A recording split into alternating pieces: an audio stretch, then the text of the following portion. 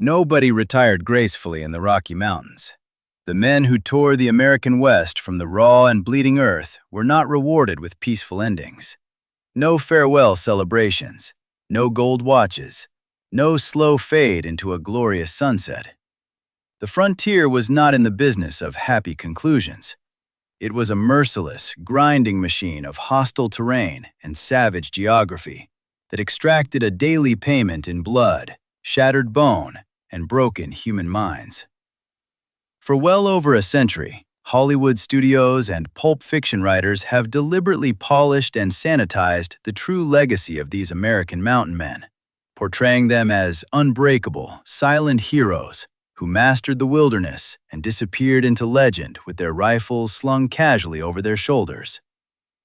But the raw, unfiltered truth buried beneath all of that mythology is far more brutal, disturbingly violent, and genuinely fascinating than anything they put on a cinema screen.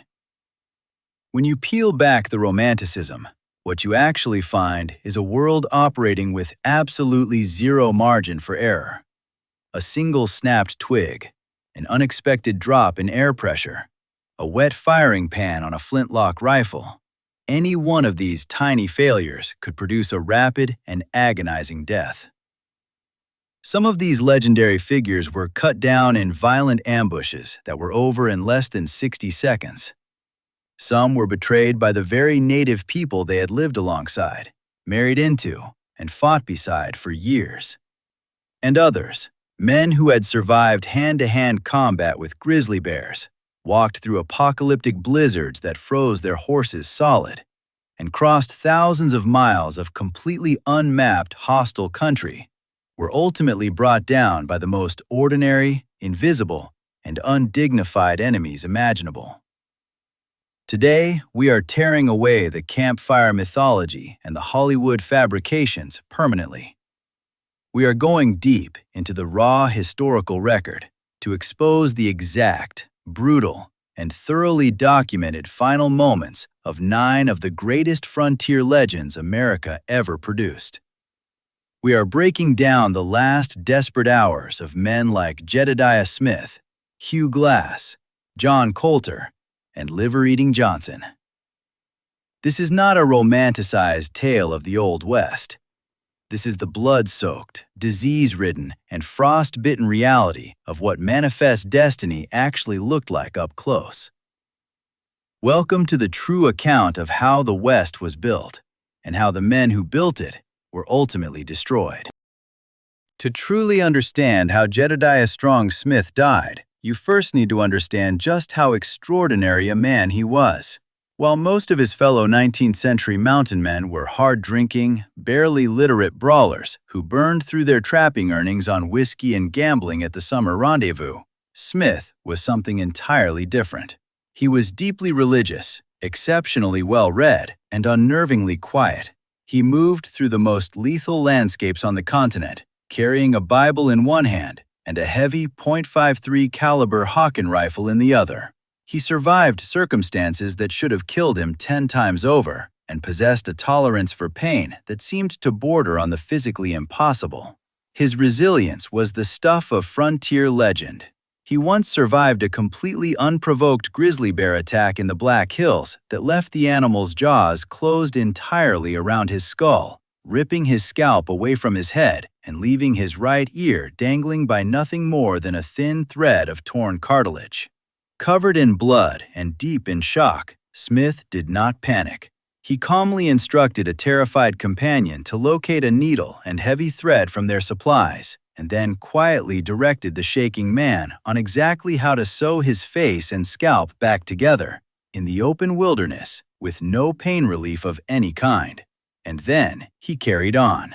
He became the first American to reach California overland, surviving the hallucinogenic heat of the Mojave Desert.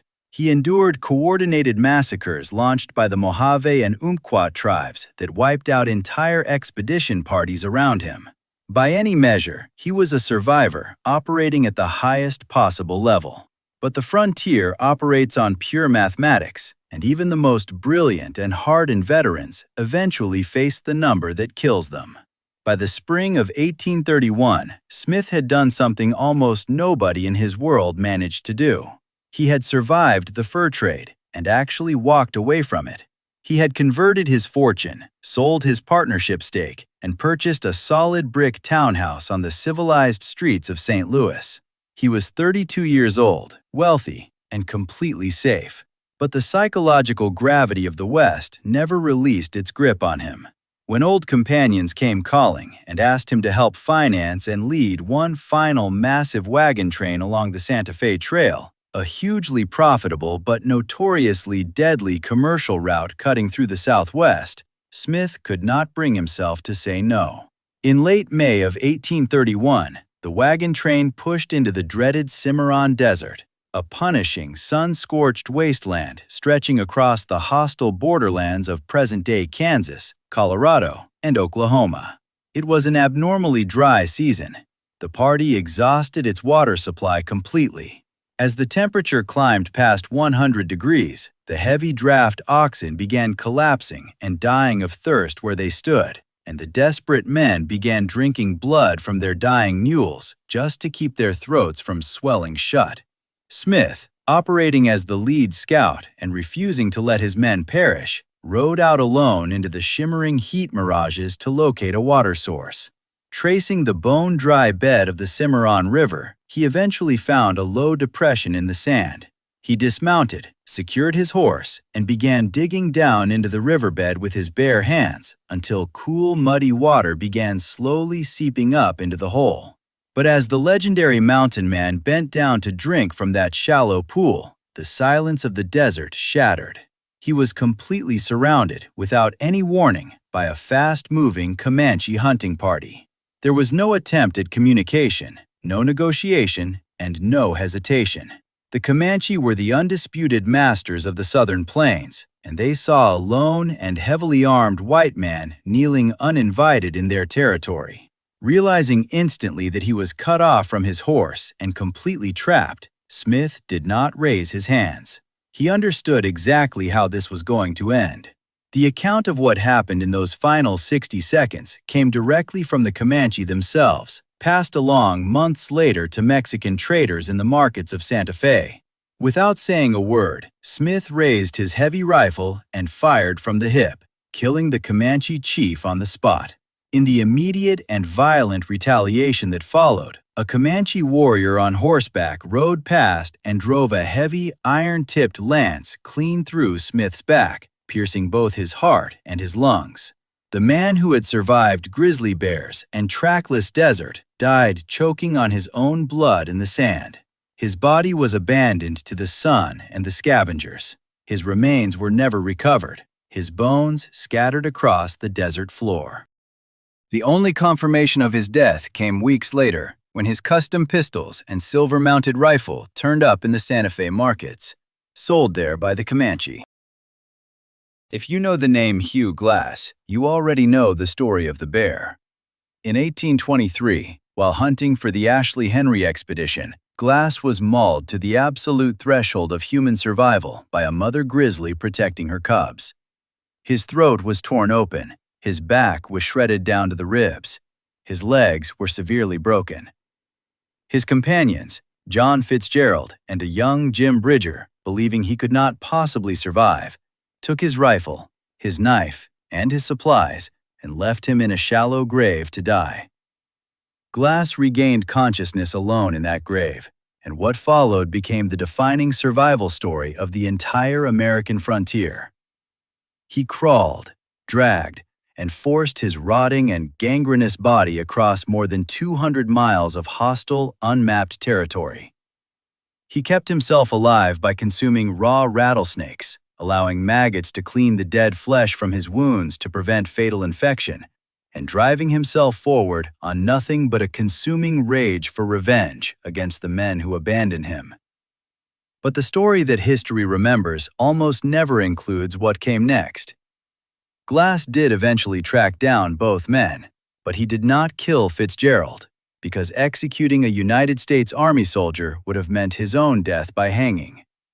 And he forgave the young Jim Bridger on account of his age. Most remarkably of all, After clawing himself back from the edge of death, Hugh Glass did not walk away from the mountains.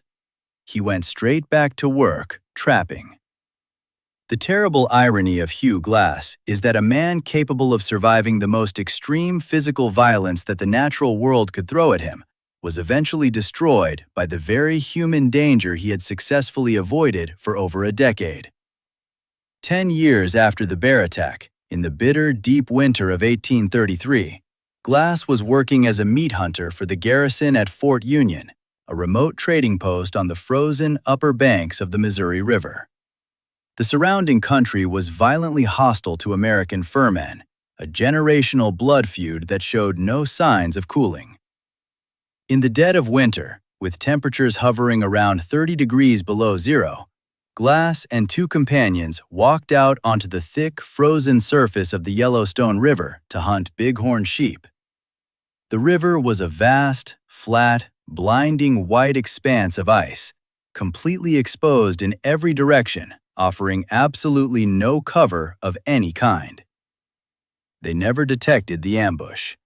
A large war party of Arikara warriors, concealed in the frozen brush lining the elevated riverbank, opened up with a devastating volley of musket fire and arrows. On that open ice, there was no direction to run and nowhere to take shelter. Glass and both of his companions were cut down within seconds. The Arikara came down onto the ice, scalped the dead men, mutilated their bodies according to their warfare customs, stripped everything of value from the corpses, and disappeared back into the blowing snow, leaving the legendary Hugh Glass to freeze solid on the river. In a moment of almost poetic historical symmetry, the men back at Fort Union only learned with absolute certainty that Glass was dead when, months later, a group of Arikara warriors arrived at a neighboring trading post, attempting to pass themselves off as friendly.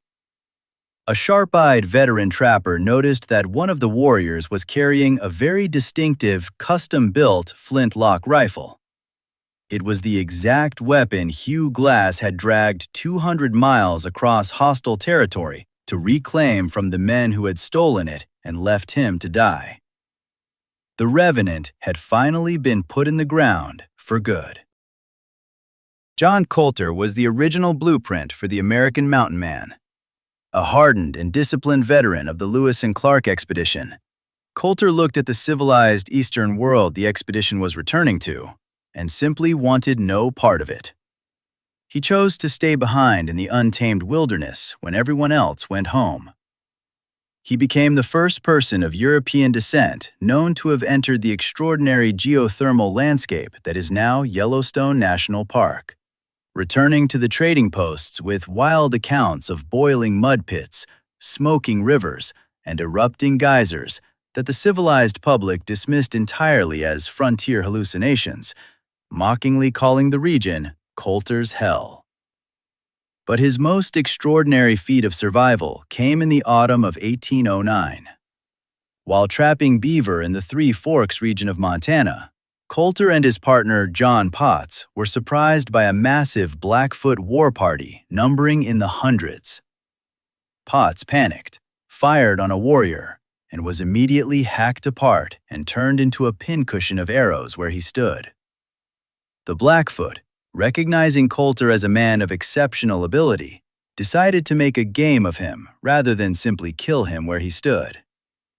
They stripped him completely naked, took his weapons, his boots, and every piece of gear he carried, pointed him toward the open prairie, and told him to run. What followed is one of the most extraordinary physical feats in the history of human survival. Colter ran a desperate and agonizing 5-mile barefoot sprint across a rocky, uneven plain covered in thousands of razor-sharp, prickly pear cactus, pursued by hundreds of elite and highly conditioned Blackfoot warriors. He ran with such violent desperation that blood began streaming from his nose and down his chest. As his lungs reached their absolute biological limit, he realized one warrior had pulled far ahead of the others and was preparing to drive a spear through his back. Colter stopped dead, spun around, and threw his arms wide open. The exhausted warrior, completely thrown by the sudden stop, stumbled and fell, his spear snapping in the dirt. Colter grabbed the broken, iron-tipped haft, drove it through the warrior's chest, and ran. He threw himself into the freezing, rushing waters of the Madison River, dove beneath a massive logjam, and held himself hidden in the freezing black water with only his nose above the surface, while the Blackfoot searched the banks directly above him for hours. Naked, bleeding, and starving, he then walked 300 miles over 11 days to reach safety. Colter had survived what no man should have been able to survive. An entire nation of elite warriors could not bring him down. Sub-zero Rocky Mountain winters could not finish him. Starvation could not stop him. But the tragedy of John Colter is the ultimate, heartbreaking anticlimax of the entire frontier era. After surviving the unsurvivable, his nerves finally gave out completely. He had absorbed enough blood and ice for one lifetime. He returned to Missouri, married a woman named Sally, purchased a quiet farm, and settled into a peaceful agricultural existence far from the shadows of the mountains that had defined him. In 1812, just 2 years after walking out of the Rockies, Colter contracted a severe case of jaundice. He lay in a warm, comfortable bed, surrounded by the complete safety of civilization, and quietly died of liver failure. The man who outran an entire tribe barefoot across a field of cactus was effortlessly killed by a microscopic disease in his own home. He was buried on a bluff overlooking the Missouri River. Decades later, his unmarked grave was dug up and obliterated by the construction of a railroad built directly over his bones. William Shirley Williams, known universally across the frontier simply as Old Bill, was a man who defied easy categorization. A former traveling preacher who had painstakingly translated the entire Bible into the complex Osage language, he eventually abandoned civilization, organized religion, and respectable society altogether to become one of the most eccentric, solitary, and utterly hardened trappers in the history of the American West. He was fluent in multiple Native American languages, preferring the company of the Ute and Osage over white men at almost every opportunity. He rode a famously ugly and ill-tempered mule, moved with a strange, hunched gait, and survived for decades in the most remote and frozen ranges of the Rockies. He was a figure who seemed to belong more to mythology than to flesh and blood, but his final chapter is soaked in bitter controversy, catastrophic starvation, and a disastrous act of arrogance committed by another man entirely. In the devastating winter of 1848, the celebrated explorer and politician John C. Fremont hired Old Bill to guide a massive expedition through the San Juan Mountains of Colorado. Fremont's stated objective was to demonstrate that a viable, year-round winter railroad route through the Rockies was achievable, an ambition driven entirely by political vanity rather than practical sense. Old Bill studied the sky, felt the barometric pressure dropping, and told Fremont in no uncertain terms that the snowpack was already too deep, and the high-altitude route they were proposing was nothing short of a suicide mission. Fremont, bloated with arrogance and desperate for the political glory that a successful crossing would bring him, ignored the veteran completely and ordered the expedition forward. The result was catastrophic. The entire party marched directly into a total whiteout and became permanently trapped high in the La Garita Mountains in what history now records as the starvation camp. Temperatures plunged to 40 below zero. Men froze solid in their sleep. The 120 pack mules froze standing upright where they were tied, and the desperate and starving survivors butchered and ate them raw. When the mule meat was exhausted, men began dying. When men began dying, the survivors resorted to cannibalism, consuming their fallen companions just to keep their bodies from shutting down completely. Fremont, unwilling to accept any personal responsibility for the catastrophe he had caused, publicly blamed Old Bill Williams for deliberately leading them off course. Historians have argued about this accusation ever since, though the overwhelming majority conclude that Old Bill was simply executing a commander's catastrophically bad orders. Old Bill miraculously clawed his way out of that mountain hell and made it back to civilization alive, but he had left all of his traps, equipment, and personal gear buried somewhere in the deep snows of the high camp. For a mountain man, his gear was his entire livelihood and his means of survival. The following spring, in March of 1849, the 62-year-old veteran rode back up into the thawing mountains alongside a companion named Dr. Benjamin Kern to retrieve what he had left behind. Neither man was ever seen alive again. Weeks later, a search party found their bodies. They had been seated around a small campfire, likely resting over coffee, when they were ambushed by a group of Ute warriors. The bitter irony is almost impossible to overstate. The Ute were a people Old Bill had lived among, traded with, and fought alongside for years. He was regarded as a genuine friend to their nation, but the Ute had been pushed to the edge of violent fury by a recent, unprovoked, and brutal attack carried out by the U.S. Army in a nearby valley, and they were taking immediate and indiscriminate vengeance on the first white men they encountered in their territory.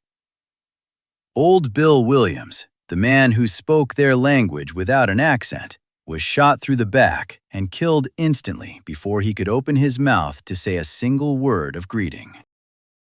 James Pearson Beckwourth led a life so vast, violent, and theatrical in its scope that historians spent decades attempting to separate the actual man from the enormous mythology he actively and enthusiastically helped construct around himself.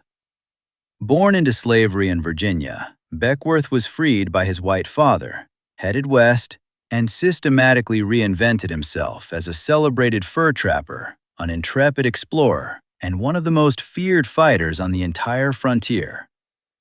But the defining chapter of his extraordinary life began when he was captured by a Crow war party.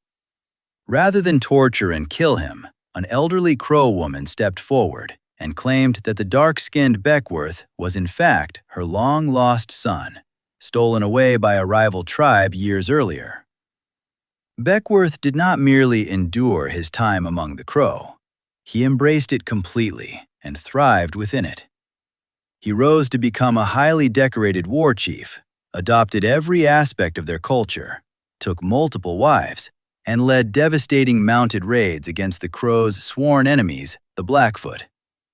He became a living legend across the Plains nations. In his later years, after participating in the chaos of the California gold rush and running a remote trading post on the frontier, Beckwourth's formidable reputation brought him to the attention of the United States Army. They required his services as a scout and diplomatic go-between with the Crow during the rapidly deteriorating Indian Wars of the 1860s. The world of the frontier was transforming beyond recognition. The era of the mountain man had ended, replaced by the unstoppable advance of cavalry regiments and railroad tracks. Beckwourth was an old man by now, deeply respected on all sides, but caught in an agonizing position between the military machine of the nation that had once enslaved him and the native people he genuinely considered his family. In the autumn of 1866, he rode into a large Crow village in Montana to negotiate a peace agreement and prevent an imminent war. He was received as a returning hero. During a massive feast held in his honor, the apparently robust old man suddenly and violently collapsed. He began hemorrhaging from his nose and mouth and died in extreme agony from savage internal cramping shortly afterward. The official military report recorded that the veteran scout had died of natural causes, most likely a catastrophic stroke or severe hypertension brought on by age and high altitude.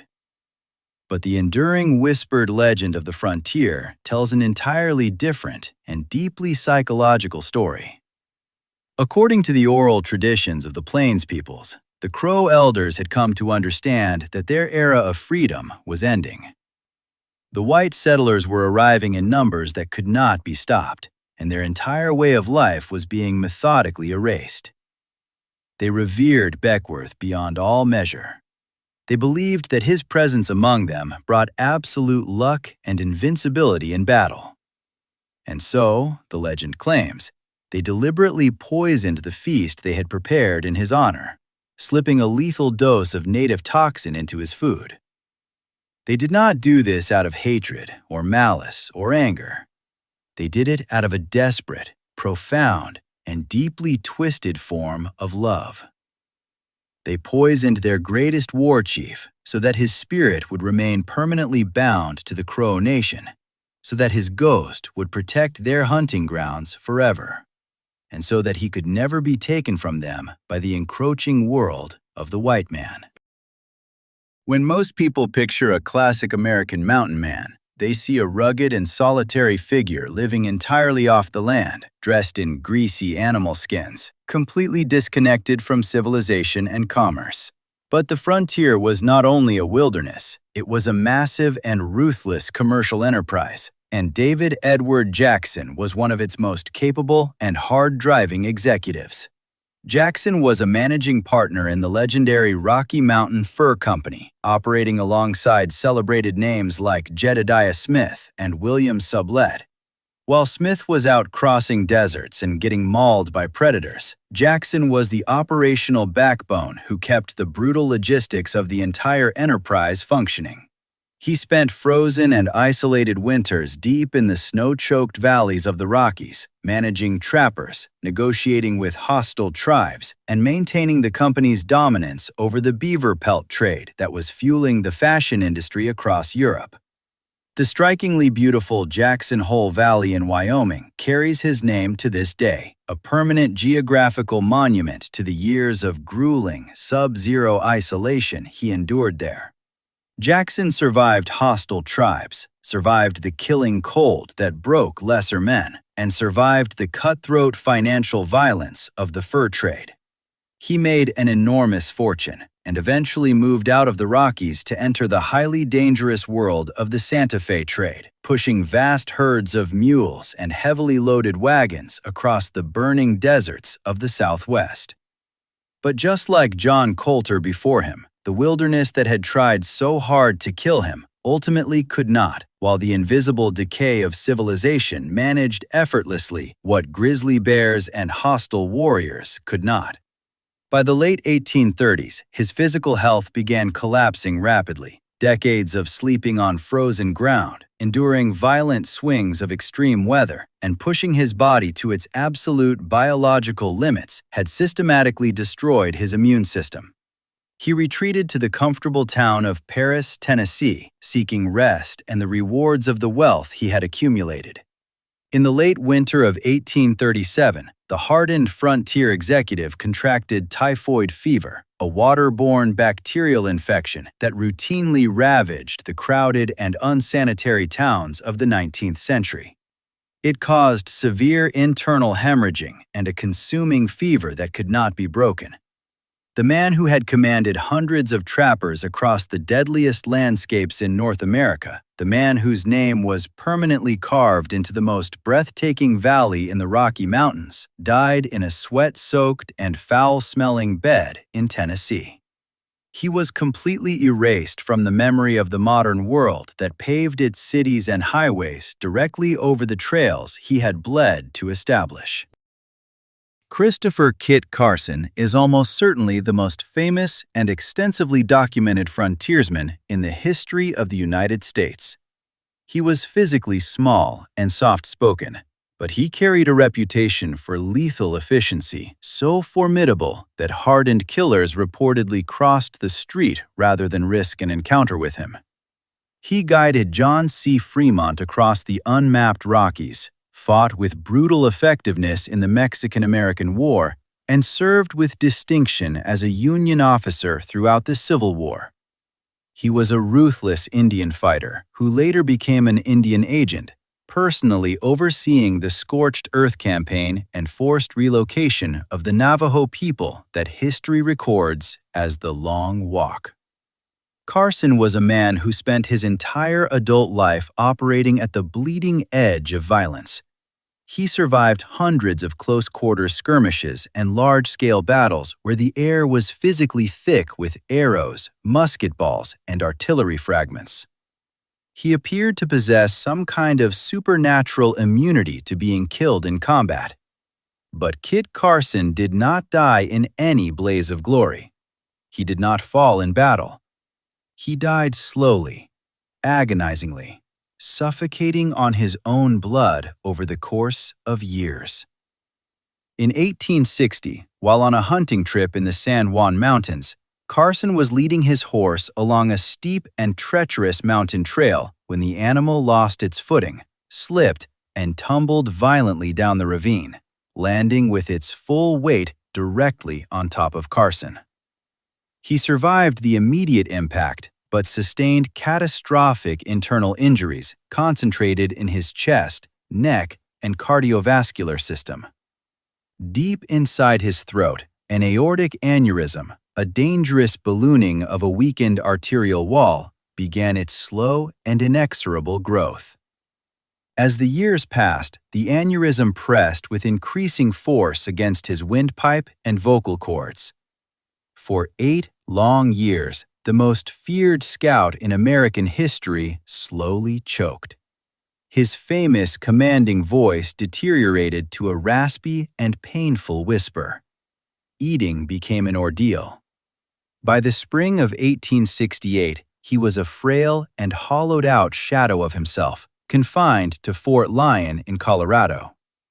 When his beloved wife, Josefa, died unexpectedly from complications following childbirth, it shattered whatever remained of Carson's will to fight. A month later, on May 23, 1868, as he lay resting in his quarters, the aneurysm finally ruptured. As his lungs filled rapidly with his own warm blood, Carson understood with complete clarity that he had reached the end. He did not call for a priest. He did not panic. According to the army surgeon who was frantically attempting to save him, the old frontiersman simply looked up, asked for a thick, rare buffalo steak, and requested one final pipe of strong tobacco. He managed a few slow draws on the pipe, looked at the man beside him, and whispered the words, "Doctor, compadre, adios." Then he was gone.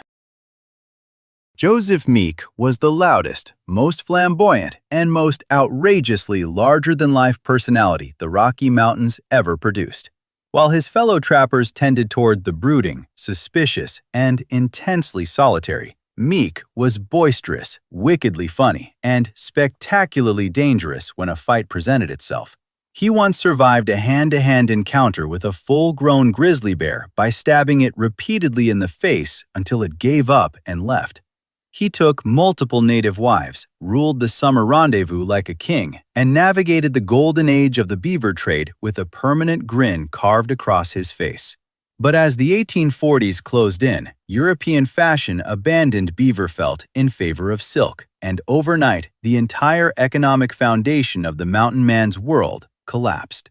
The men who had lived as lords of the wilderness were suddenly forced to adapt to a changing world or slowly starve in the mountains they had conquered. Meek chose to adapt. He put down his traps, helped lead one of the earliest major wagon trains along the treacherous Oregon Trail, and settled as a farmer in the fertile Willamette Valley. But the wildness inside him never quieted. When the brutal Whitman massacre unfolded in 1847, in which enraged Cayuse warriors slaughtered a group of white missionaries, including Meek's own young mixed-blood daughter, he transformed overnight from a wild mountain man into a cold and determined instrument of justice. In the dead of winter, he rode entirely across the continent through blizzards and hostile territory, arriving in Washington, D.C., still wearing his filthy and tattered buckskins. He walked directly into the White House and personally appealed to President James K. Polk, whose wife was a distant relative of Meek, to extend federal protection and official territorial status to the isolated settlers of Oregon. As the first U.S. Marshal of the newly established Oregon Territory, he organized and oversaw the manhunt, directed the trial, and personally threw the lever that hanged the Cayuse warriors responsible for his daughter's death. Meek did not die by the bullet or the blade or the noose. He simply ran out of time. After decades of savage living, brutal winters, fierce political warfare, and enforcing federal law at the outermost edge of the known continent, his enormous, battered body finally gave out on him. In June of 1875, at the age of 65, the great mountain man died of a debilitating stomach illness at his quiet homestead in Oregon. He died in a soft bed in a civilized territory that existed only because he had dragged civilization there through the snow with his own two hands. The wildest man of the frontier era was ultimately and completely domesticated by the very civilization he had spent his life building. John Jeremiah Garrison Johnston, known from one end of the frontier to the other as Liver-Eating Johnson, and immortalized somewhat inaccurately by Robert Redford in the Hollywood film Jeremiah Johnson, is the central figure of the most blood-soaked and terrifying legend in the entire mythology of the American West. The story goes that after a Crow war party murdered his pregnant Flathead Indian wife, Johnston launched a solitary and years-long campaign of personal vengeance against the entire Crow nation. The legend insists he killed over 300 Crow warriors in individual hand-to-hand combat and deliberately cut out and consumed their raw livers as the ultimate desecration of their spiritual beliefs. The verified historical reality is somewhat less cannibalistic, but no less gritty or violent. He was a physically enormous man, well over 6 feet tall and built from raw muscle, who had previously been a sailor, a deserting Union soldier, a whiskey trader, a woodcutter, and one of the most ruthlessly effective Indian fighters on the northern plains. He absolutely did wage a brutal personal war against the Crow, and he almost certainly did mime the act of eating a liver on the battlefield at least once, purely to psychologically terrorize his enemies and establish the fearsome reputation that would follow him to his grave. But the real tragedy of Liver-Eating Johnston is the tragedy of a man who simply outlasted his own world by too many years. As the 20th century accelerated toward the frontier, the wild and unmapped territory he had called home was being systematically demolished and replaced. The great buffalo herds that had thundered across the plains in numbers beyond counting were slaughtered nearly to extinction. The fierce and independent native nations were crushed and confined to desolate reservation land. Johnston found himself an irrelevant and unwanted relic in a modern world of telegraph lines, steam locomotives, and polished social convention. He attempted to adapt, spending time as a deputy sheriff in the rough mining settlement of Red Lodge in Montana. But decades of savage combat and exposure to killing cold had broken his massive body beyond any possibility of repair. Penniless, mentally deteriorating, and suffering from severe dementia alongside failing internal organs, the man who had once been the most feared figure on the northern plains was loaded onto a train by sympathetic local residents and transported to a Veterans Administration hospital in Santa Monica, California. The man who had spent his entire existence ranging across the vast and pristine wilderness of the Rocky Mountains spent his final days shuffling through the sterile and brightly lit corridors of a modern medical institution, his mind entirely lost in some past decade, staring blankly through the windows at the Pacific Ocean, surrounded by the noise and machinery of a city industrializing around him. He died there in January of 1900. The most feared mountain man who ever lived did not die on a frozen peak with a weapon in his hand. He died inside a bureaucratic medical facility in Los Angeles. His body was buried without ceremony in a crowded veteran cemetery, surrounded on every side by the concrete and exhaust fumes of the modern world he had spent his entire life trying to escape. The frontier did not simply kill these men. It devoured their youth, destroyed their bodies, and consumed their minds. And when it had finally finished with them, civilization came marching in and paved directly over their graves.